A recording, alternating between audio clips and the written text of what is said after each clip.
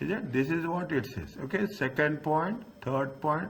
These are very, very important.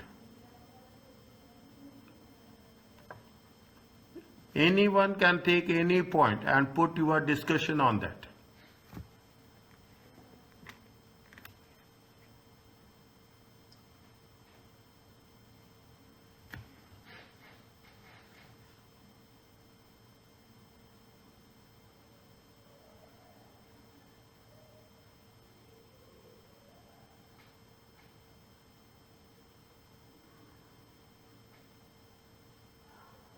They say that a biosimilar product is one which is highly similar to another which has already given the regulatory approval. It means that this product is also going to have probable approval from the regulators. Okay, probable. Okay, probable is a $1 million word. Understand point? In IFRS, probable is a million. Probable. You are going to have probable approval from the regulators. Fine. Now, means there is a possibility. Okay, there is a possibility. Okay, we can put it. We can take it as a yes. The existing approved product patent is expiring. The existing product is expiring. Agency applied to the government for regulatory approval for its new product. They have applied, not yet received. Is it right? Not yet received. Again, there is a question mark is there. Okay, there is a question mark is there. Fine. Next. The submission includes an analysis which compares Zutix to agency proposed product in order to demonstrate biosimilarity.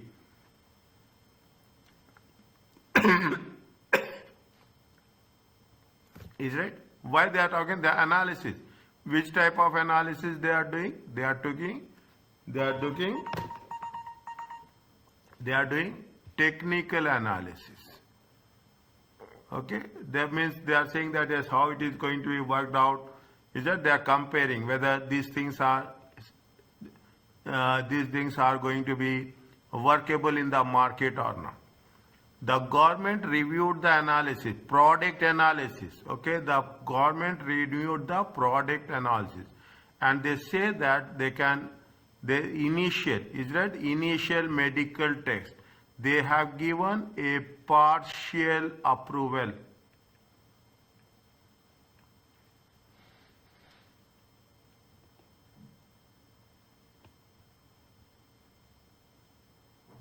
Is it? They have given the partial approval. Is it? Yes.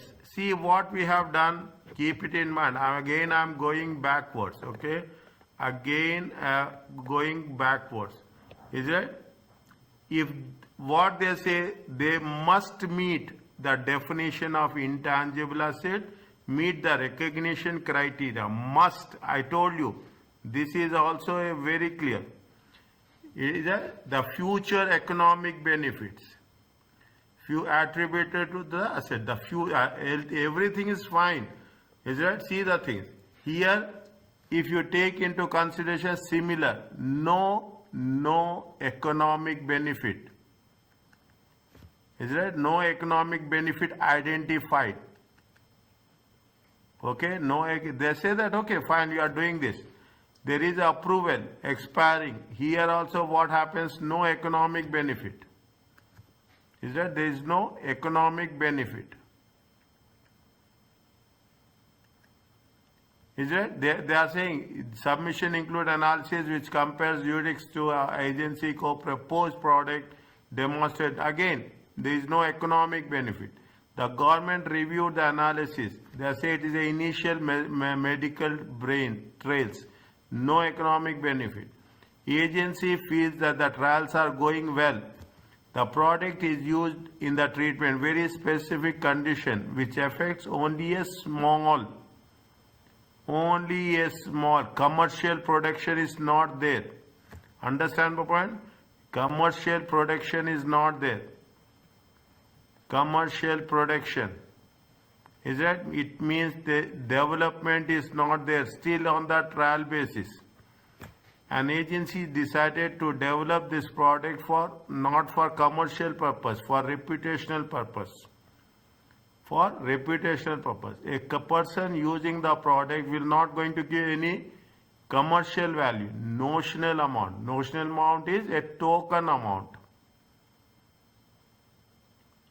for the product if it is proven, if it is proven to be effective.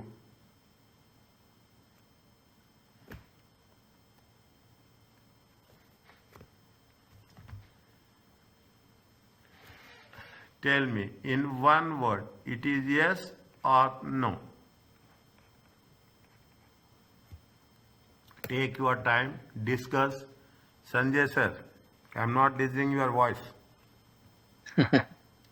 Tell me. It's a no. Who said this?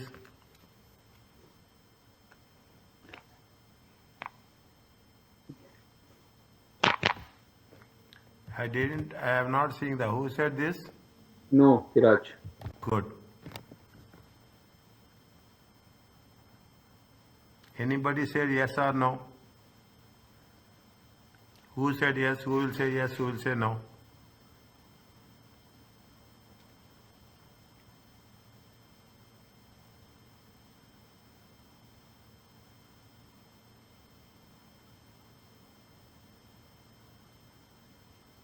If there is no economic benefit,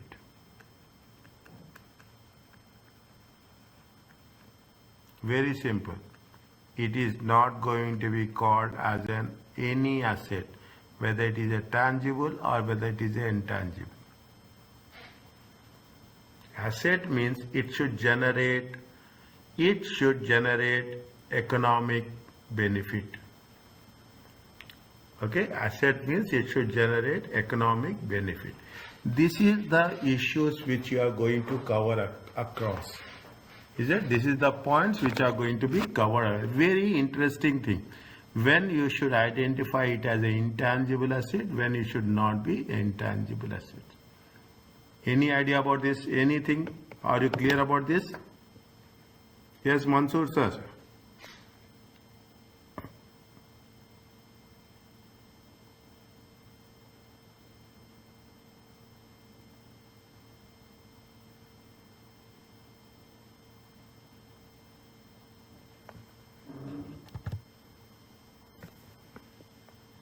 Why response is so low today?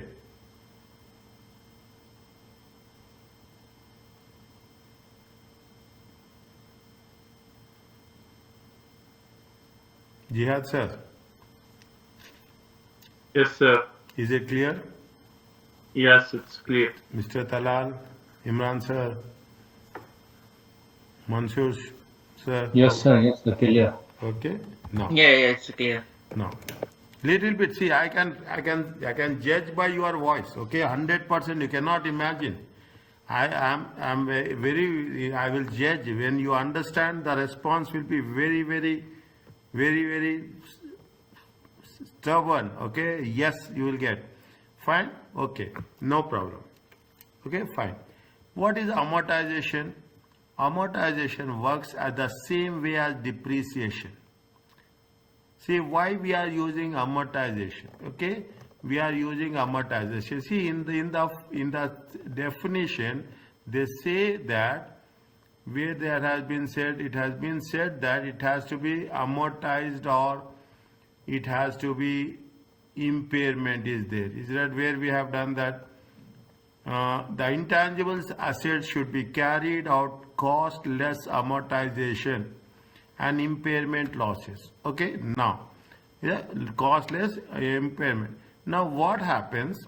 What we are saying, it has to if you are purchasing, is that assume you have purchased a license for how many years? 5 years. Is that you will purchase a license. then what will happen? Definitely you are going to have a economic benefit from that. Okay, you have the economic benefit. Timeline is very fixed. It is for 5 years. Timeline is very fixed, 5 years. Now you have paid, assume that you have paid $100,000. Definitely what happens, you are going to generate revenue 1, 2, 3, 4 and 5.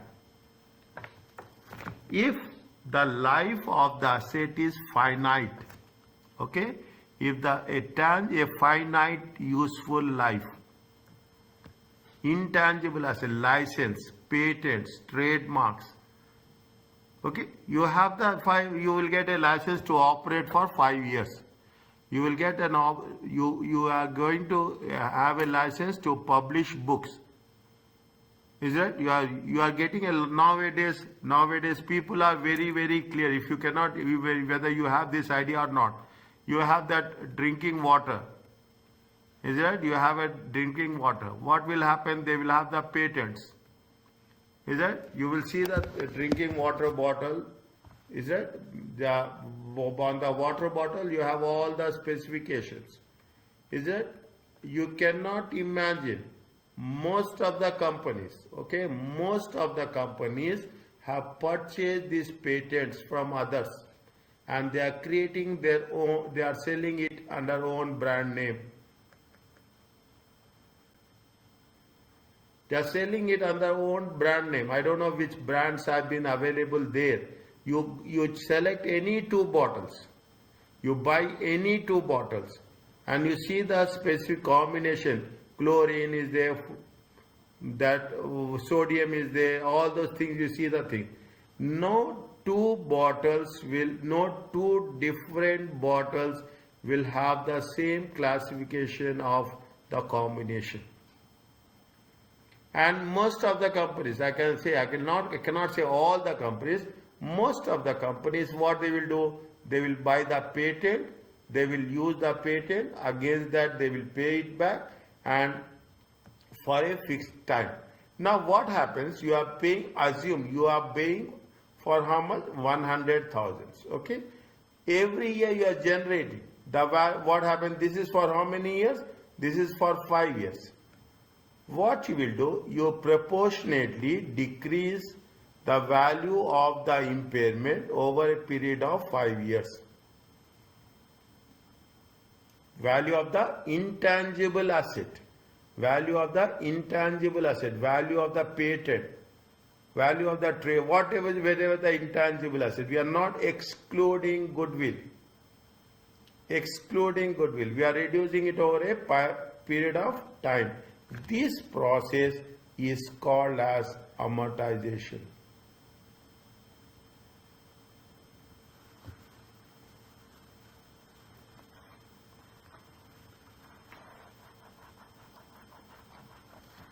Is it? This process is called as amortization over a useful life, with annual expense being shown in the statement. Every as a depreciation we are showing, we will show it as a amortization expense. An intangible asset with a finite useful life, fixed, okay, finite, fixed, must be, they say very clearly, must be over the life. Normally, which method we are going to follow? The straight line method with 0 residual value. This is the most important condition with respect to amortization. Is it? Now, in the fixed assets, you have the residual value. In intangible assets, you hardly have a residual value. You have to reduce it over a period of time using the straight line method with no residual value. An intangible asset with indefinite life, forever. Is it? We use the word perpetuity. We use the word perpetuity. Should not be amortized. Intangible with indefinite life, okay, forever. Why? Because Now, any idea why we should not be amortized? Very interesting point, technical point.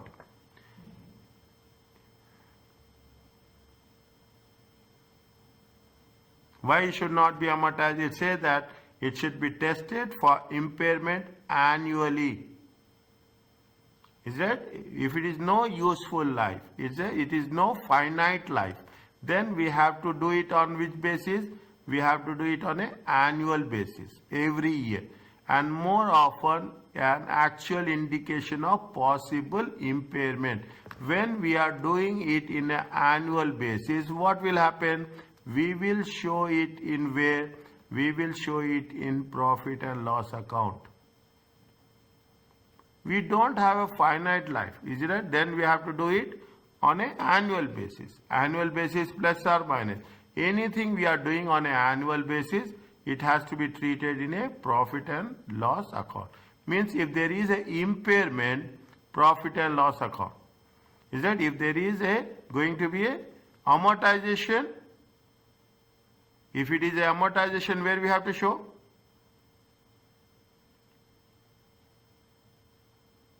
Where we have to show? Here it is SPL. SPL.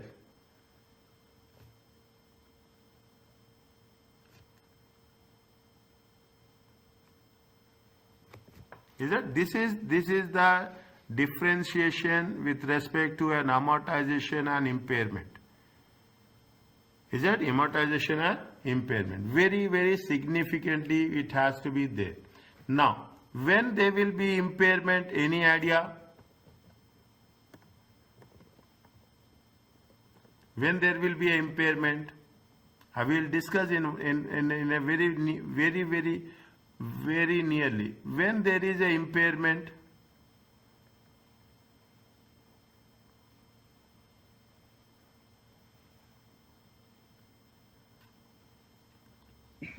Annually, I think. huh? Year end. Year end. Every year, end of the year.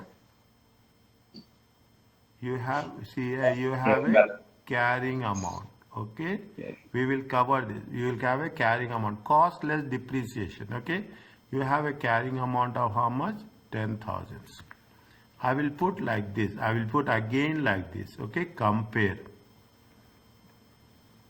Okay, compare. When there will be, you have a carrying amount.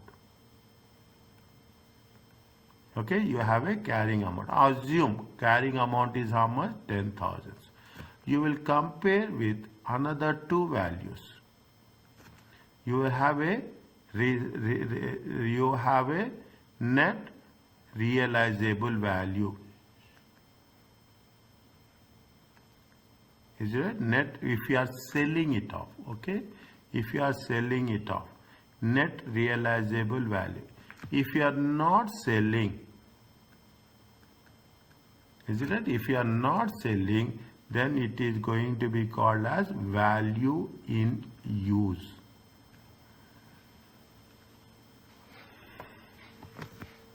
Is it called as value in use? Very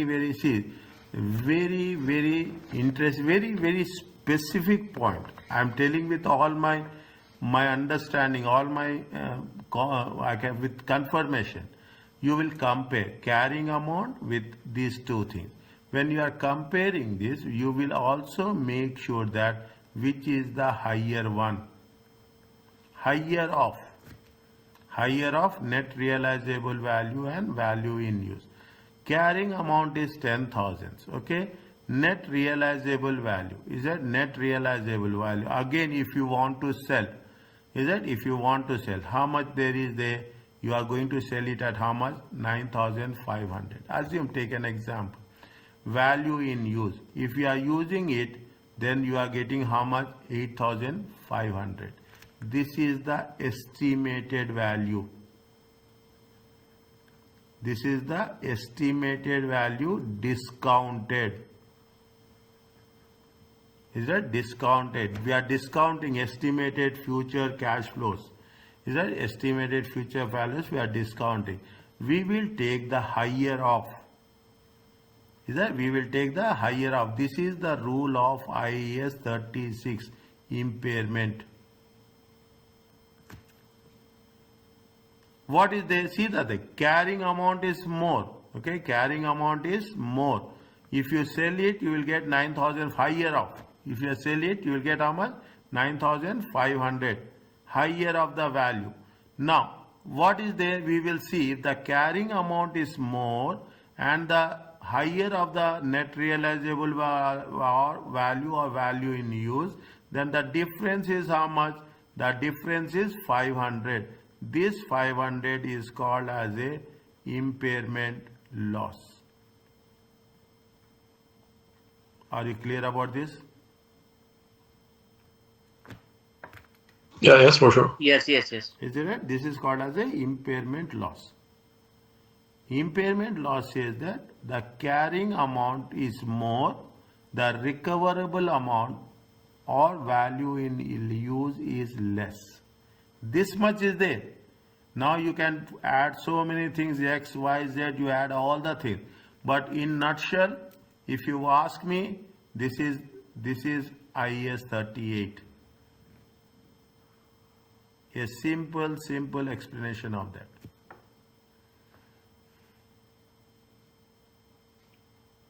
A simple explanation of that, okay? Now, intangible assets may be revalued to carrying amount of, we can revalue, okay? Every time you know how much is the value on an annual basis.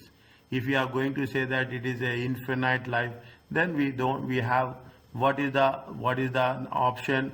You have to do it on an annual basis. Is it? Revalue to a carrying amount less either amortization or impairment. See, very simple. In regular professional day-to-day work, these standards we are not going to come across. But the moment you will go at top of the level, when you are in process of finalization of the statements, then you will come across this. These are all specific ones. Specific. I am doing a job which is very specific related to some task. If it is related to impairment valuation of the assets, then you have to take the concept of impairment. Fair value should be determined by the reference to and which market. Where we have done this? Any idea?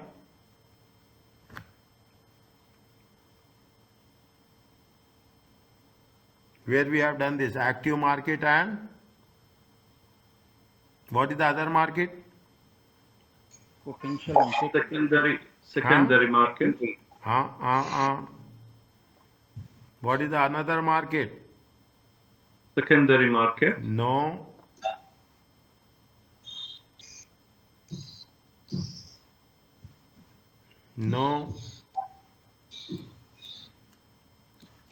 What is the other market?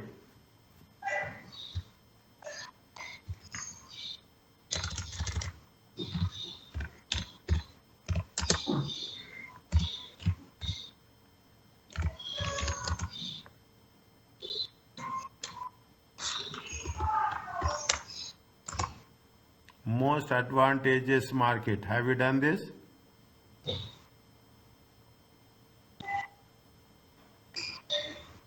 Have you done this? yes. Is it right? Listen, just remember, okay? Just remember. At least just have a 10 or 5 minutes, 10 or 5 minutes. Just remember. And when you are listening, remember. Don't say that we are just there. Remember, analyze, understand. An active market with the same definition we have done. An active market, if we have done where? We have done in IFRS 13. Fair value measurement.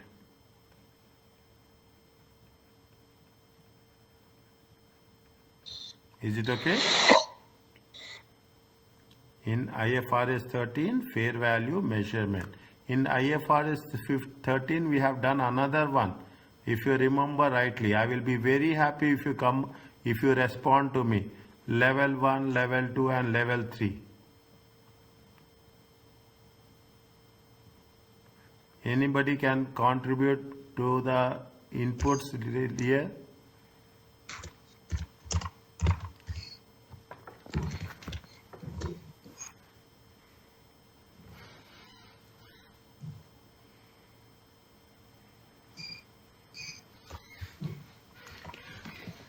Level 1, level 2 and level 3. Level 1 is quoted share prices. Level 2 is with respect to buildings, property, plant and equipment. Level 3 is with respect to unquoted prices. It is with respect to what it is respect to with respect to estimates.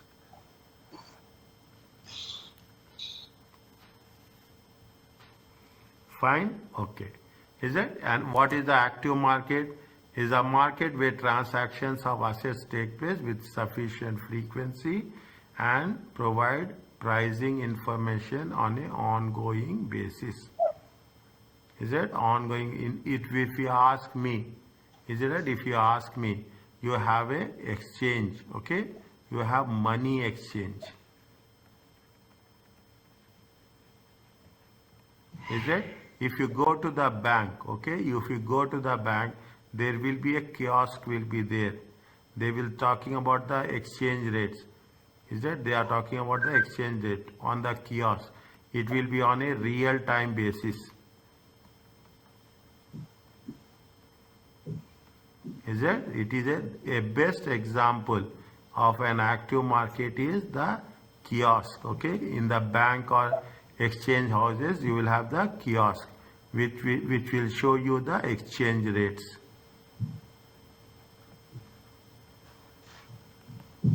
Is it? Provide pricing information on a ongoing basis means it is on a real time basis.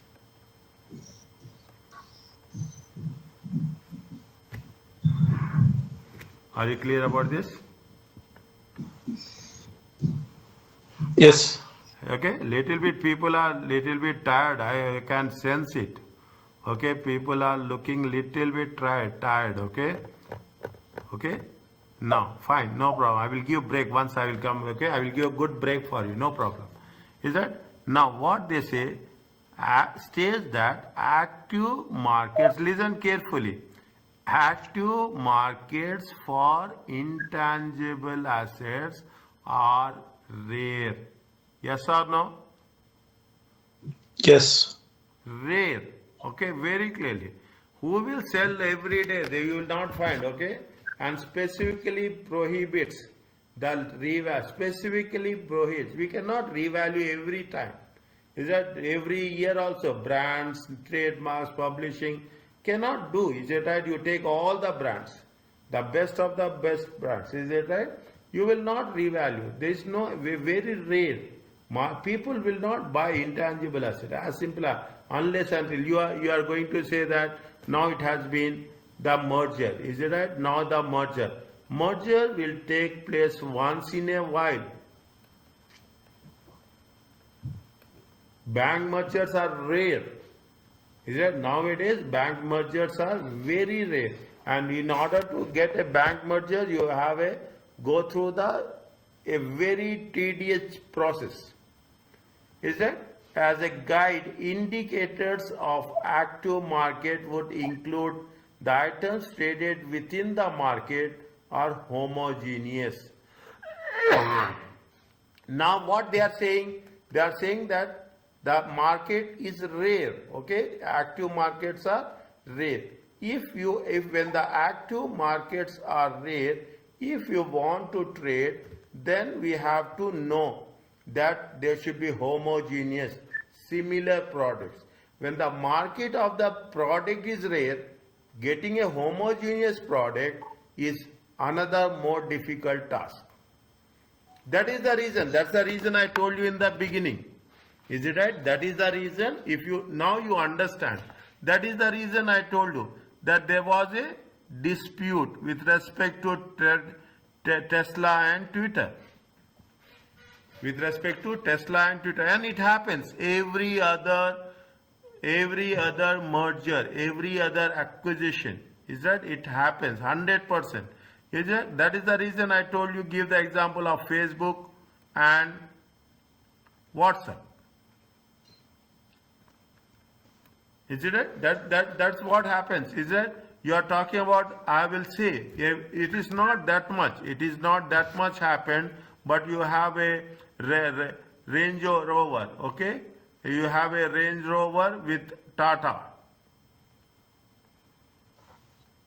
Is it? With Range Rover with Tata. It is not that much happened. Okay, that is not. It's a very reasonable valuation. There are no issues that has been cropped up as aggressively as it happens with respect to Twitter and that Tesla.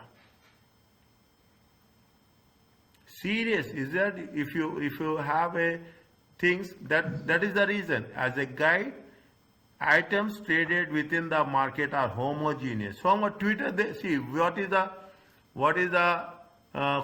competitor for Twitter? Very rare. Nearest competitor also very rare. Prices are available in the public hardly. Most intangible assets have value because of uniqueness. They are unlikely to be homogeneous. Certain license may fit this model and possibly revalued, but most other things will not.